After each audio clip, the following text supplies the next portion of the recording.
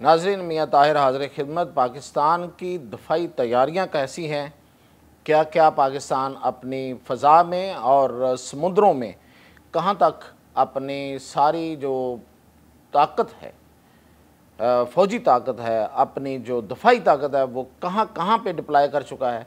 थोड़ी सी इसकी तफसील थोड़ी इसलिए बता रहा हूँ कि ज़ाहिर है कि सारी तफसील तो दुश्मन को नहीं बतानी, तो थोड़ी तफसील बताता हूँ, उससे आप अंदाज़ा कर सकते हैं कि पाकिस्तान जो है वो कहाँ तक अपनी पोजीशन जो है वो मजबूत कर चुका है।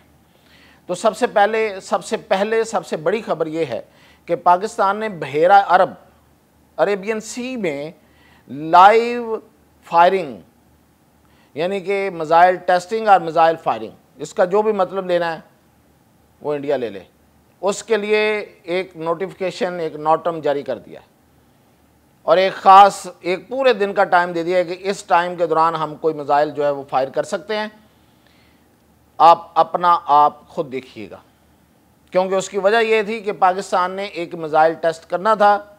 इंडिया ने एक मक्कारी के तहत अपना INS जो विक्रांत है उसको आगे भेजने की कोशिश की, लेकिन पाकिस्तान ने नोटिफिकेशन जारी करके उनको ख़बरदार कर दिया है कि वो उसका कोई भी कैरियर, कोई भी जहाज़, कोई भी शिप जो है वो आएगा तो अगर हमारी लाइव फायरिंग के जद में आ गया तो उसका निशाना बन सकता है। तो पाकिस्तान ने एक तो ये किया। दूसरा ये कि पाकिस्तान ने PL-12 एंड PL-15 ये मिसाइलों के नाम हैं, ये अपने JF-17 थंडर उसमें फिक्स करके लॉक कर लिए।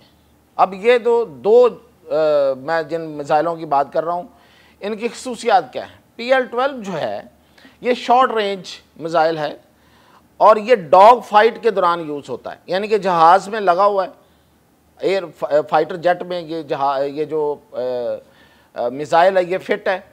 अब जहाज़ जो फाइटर है वो मुखालिफ से, दुश्मन से डॉग फाइट कर रहा है और मीनवाइल उसको इंफ्रारेड उसकी जो पोजीशन है वो मसूल होना शुरू हो जाती है पायलट को कि ये जो जहाज़ है इसको किस तरह से निशाना बनाना है। तो वो इंफ्रारेड जो उसको सारी कैलकुलेशन आना शुरू होती है, तो उस कैलकुलेशन को भी वो ऑटोमेटिकली बता रहा होता है कि अब ये जो इसका जो मेरा टारगेट है वो लॉक हो गया या नहीं हो गया, और वो उसको फिर फायर कर देता है। ये बड़ा लीथल मिसाइल है, बड़ा मॉडर्न मिसाइल है, ये चाइना का मिसाइल है और ये मिसाइल जो है इसको जो वेस्टर्न जितने मिसाइल हैं उनके मुकाबले में इसको टेस्ट करके बनाया गया है। ये सबसे इफ़ेक्टिव है सो फार, शॉर्ट रेंज मिसाइल में ये सबसे इफ़ेक्टिव है।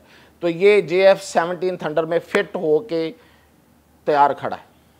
दूसरा मिसाइल है PL-15, ये लॉन्ग रेंज है और इसकी जो सबसे बड़ी खसूसियत ये है कि ये स्टेल्थ टारगेट को निशाना बनाता है, यानी कि जो स्टेल्थ टेक्नोलॉजी के तहत कोई चीज़ आपने अपना टारगेट, अपने जहाज़, अपना टैंक या अपनी कोई पोजीशन आपने छुपा के रखी हुई है, अगर आपने वो इस्तेमाल की है स्टेल्थ टेक्नोलॉजी, तो ये उसको बड़े आसानी से निशाना बनाता है, ये उसको ढूंढ लेता है। इसकी ये क्वालिटी है और ये वो इसको कहते हैं कि ये नज़र से आगे जाता है। तो ये जो पहला था वो ये है कि आपने देखा और फायर किया, यानी कि इंफ्रारेड टेक्नोलॉजी ने अपने टारगेट को देखा, लॉक किया और फायर किया, ये है। और दूसरा जो PL-15 है वो ये है कि जैसे ही देखेंगे फायर, यानी कि वो जैसे ही उसके टारगेट में आएगा और वो उसको पहचान लेगा उसके स्टेल्थ टेक्नोलॉजी के बावजूद, तो ये इसको फायर करेगा। और ये इतना प्रिसीजन है इनकी, इतनी ये एक्यूरेट जाके फायर होते हैं कि इनका निशाना जो है कोई ख़ता नहीं जाता। और अब तक मैंने कहा कि ये वेस्टर्न जितने मिसाइल हैं इस रेंज के जो जहाज़ों में लगते हैं और जिससे जहाज़ों से फायर होते हैं, air to surface and air to air, यानी कि एक जहाज़ को फायर करेगा या एक जहाज़ जो है वो किसी ज़मीनी टारगेट को फायर करेगा, तो उसमें ये सबसे प्रिसीजन वाले, यानी कि एक्यूरेट निशाने के ऊपर लगने वाले और जो मतलूबा नताइज हैं वो देने वाले मिसाइल हैं। तो ये fitted, locked, ready and waiting for the order. तो ये पोजीशन है इस वक्त एयरफोर्स की। और ये सिर्फ JF-17 थंडर की बात नहीं कर रहा। अब आगे आपको बता रहा हूँ कि पाकिस्तान ने अपना जनूबी सरहदों की हिफाजत के लिए कराची मेट्रोपॉलिटन सिटी और जो आगे अरेबियन सी है उसके लिए पाकिस्तान ने वहाँ पे J-10C ये चाइनी जहाज़ है, और JF-17 ब्लॉक 3 ये JF-17 का अगला वर्जन है, और अमेरिकन जहाज़ है F-16D ब्लॉक 52+। ये जो F-16D ब्लॉक 52+ है ये बहुत कम मुल्कों के पास है अमेरिका के बाद। अमेरिका तो इसको बनाता है, ये वो जो उनकी कंपनी है लॉकहीड मार्टिन, उनका बनाया हुआ जहाज़ है जो सबसे ज़्यादा जहाज़ बनाती है और ख़ास तौर पे F की सीरीज़ के बनाती है। इस दफ़ा उसको ये F-47 का नहीं मिला कॉन्ट्रैक्ट, लेकिन सबसे ज़्यादा जहाज़ इसने F सीरीज़ के बनाए हैं। और ये वाला जहाज़ जो है ये F-16 से बहुत मुख्तलिफ है। इसलिए मुख्तलिफ है कि इस पर वो मिज़ाइल भी फिटेड हैं या वो मिज़ाइल भी इससे फायर होंगे जो किसी कैरियर को, शिप कैरियर को निशाना बना सकते हैं।